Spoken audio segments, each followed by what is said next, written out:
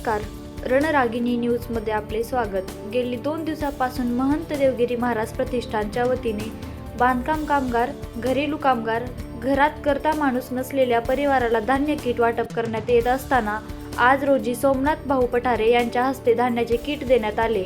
या गोरगरीब महिला त्यांच्या संसाराला कुठेतरी खारीचा वाटा म्हणून ही संस्था मदत करत असते. सोमनाथ भाऊ पठारे यांच्याकडून धान्याचे किट मिळाल्यामुळे महिलांच्या चेहऱ्यावरील आनंद दुगुणित झालेला दिसून आला. त्याचबरोबर सोमनाथ पठारे आणि गोरगरीब महिलांना पुढील आयुष्यात कुठल्याही प्रकारची मदत लागली तर ते मदत करणार असे आश्वासनही दिले.